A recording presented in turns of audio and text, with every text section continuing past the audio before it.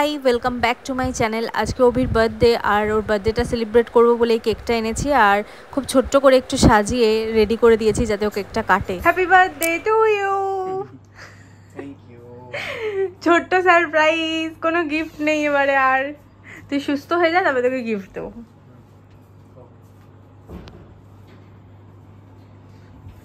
কাম কাম কাম। ভেবেছিলাম যে অনেক বড় করে ঘরটা অনেক সুন্দর করে সাজিয়ে অভিকে সারপ্রাইজ দেবো, বাট সেটা হয়নি। আমি জাস্ট একটা কেকই আনতে পেরেছি। তার কারণটা তোমরা ব্লগ দেখতে থাকো, তাহলেই জানতে পারবে। আর রাত্রিবেলা 12টার সময় ওকে এই কেকটা সাজিয়ে দিয়েছিলাম কাটার জন্য। Happy birthday to you. আরে মোমবাতিটা নিবা। Happy birthday to you, happy birthday dear Abhi, happy birthday to you. কাল রাত্রের পর আজ সকালবেলা উঠে এগুলো দেখো কিছু রান্নাবান্নার আয়োজন করা হচ্ছে, কারণ আজকে অভির বার্থডে, তাই ভারীতে একটু ভালো মন্দ রান্নাবান্না হবে। আর তারপর এগুলো কেটে কুটে দিয়ে আমি একটু ব্রেকফাস্ট বানিয়ে নিচ্ছি আম, ওটস আর টক দই দিয়ে। এটা খাবো আমি আর মাম্মাম। আর তোমরা প্রত্যেকবারই দেখো যে কত বড় করে অভির বার্থডেটা সেলিব্রেট করি। এবার আমার ইচ্ছা ছিল ওকে ভালো কোনো গিফট দেবো, খুব সুন্দর করে আয়োজন করে সারপ্রাইজ দেবো, কিন্তু ওর শরীরটা এতটাই খারাপ যে আমার কোনোটাই করা হলো না। যে শরীরটা ভালো থাকলে হয়তো অনেক কিছুই করতাম।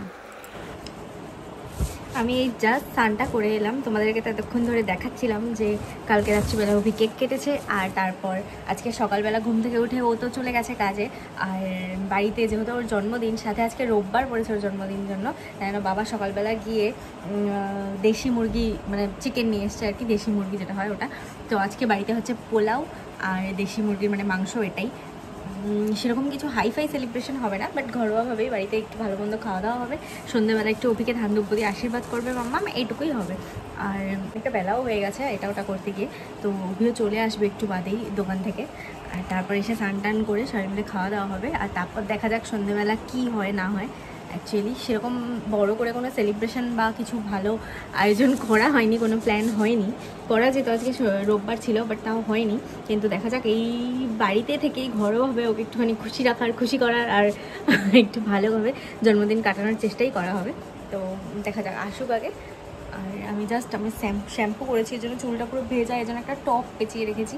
এই চুলটা শুকালে তারপরে এই টপটা খুলে দেবো। আর রান্নাবান্নাও প্রায় হয়েই গেছে। চলো তোমাদেরকে দেখাই কি কি রান্না হয়েছে। হ্যাপি বার্থডে চলে এসছে, স্নান টান করে ফ্রেশ হয়ে গেছে। ও কি হাসি।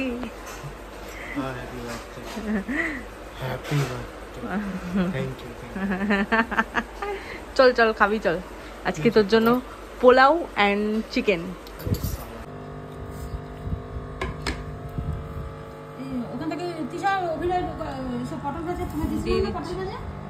এখন হয়ে গেছে সন্ধে, আর সন্ধেবেলা আমরা চা ফা খেয়ে একটুখানি অভির সাথে বেরোবো। তোমাদেরকে তো বলেছিলাম যে এখন একটুখানি বেরোবো, তার কারণ হলো যে সারাদিন কি বাড়িতেই বসে থাকবো। আর যাই হোক, ওর বার্থডে একটা একটুখানি ঘুরে ফিরে আসি এদিক ওদিক থেকে। আর সুযোগ হলে মানে টাইম পেলে আমাদের বাড়িতেও একটুখানি যাবো। তো যাই হোক, এর জন্যই এখন একটুখানি রেডি হয়েছি, বেরোবো। আর যেহেতু বার্থডে আজকে, অভি আজকে একটা নতুন জামা পরেছে, আর জামাটা আর সাথে আমিও একটা নতুন জামা পরেছি।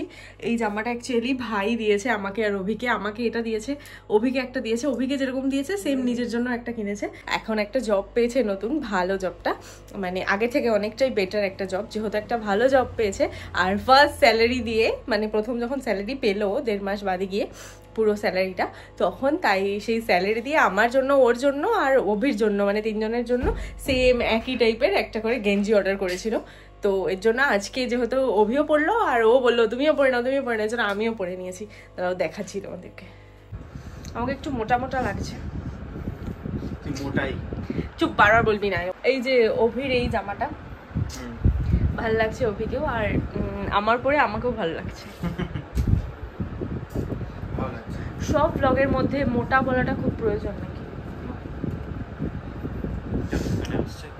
হ্যাঁ, এটা ব্লগ হচ্ছে। এই যে ভালোই লাগছে, ভাই দিয়েছে জামাটা, ভালো লাগছে তোর? তো আমরা এখন একটু বেরিয়েছি বাস বাইক নিয়ে একটুখানি, এত গরম ঠান্ডা হাওয়া খেতে। বার্থডে বয়ের সাথে একটু হাওয়া খাচ্ছি, তারপর একটুখানি আমাদের বাড়ি যাব। বার্থডে বয়কে এবারে কোনো গিফটও দিইনি। ঘুম ফির কে হাম চলে আয়ে ঘর পে। ঘুরে ফিরে একটুখানি বাড়িতে এলাম, কারণ আজকে রবিবার আর সাথে অভির বার্থডে।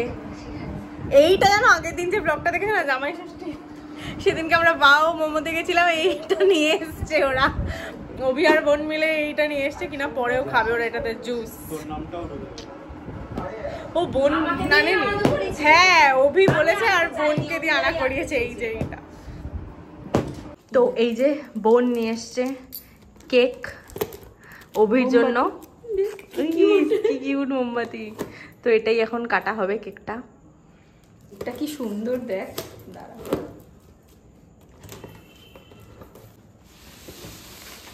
ও বাও অভিদা, এটা কি টাই? ইয়েস, কি সুন্দর কেকটা, বাহ বাহ, দারুন দারুন। আগের বার বোন সিংহ কেক নিয়ে এসেছিল, কেকটা দেখতে পুরো সিংহর মতো ছিল, এবারে টাই নিয়ে এসছে, সুন্দর হয়েছে। ব্লেজারও রয়েছে পরা, হ্যাঁ বাও বাও বাও, সুন্দর হয়েছে। আর এই দেখ ক্যান্ডেল, হ্যাপি বার্থডে। চল চলো লেকে চলো।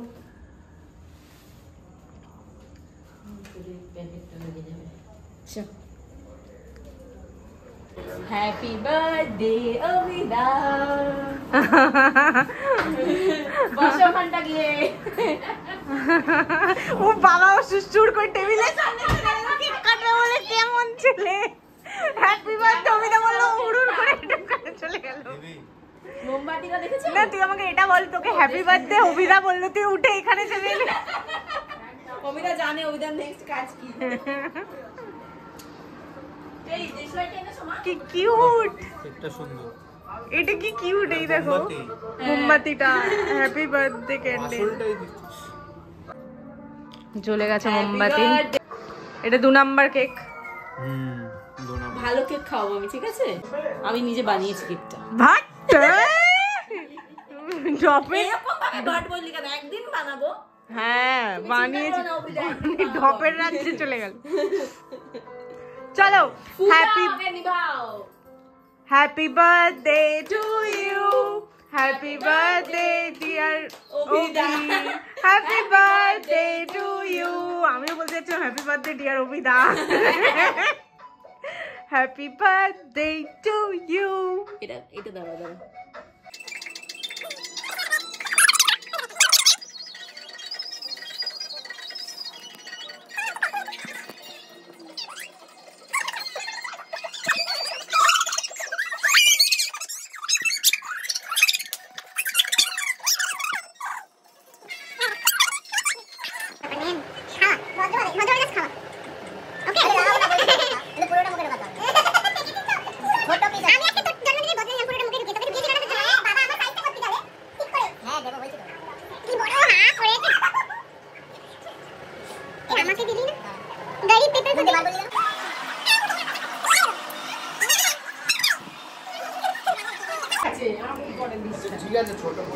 এটা কে লাগালো বলো তো? আমার বোন, শয়তান মেয়েটা। চাচা মমি চললুম বাই, বাদ মে আয়েঙ্গে। এখন চলে এসেছি বাড়িতে, আর বাড়িতে আসার পর অভিকে একটু ধান দুব্য দিয়ে আশীর্বাদ করবে, আর জন্মদিনের যেটা মেন বাঙালিদের সেটা হলো পায়েস, সেই পায়েস খাওয়াবে। ওর জন্যই দেখো টেবিলে সব সাজিয়ে নিয়েছে।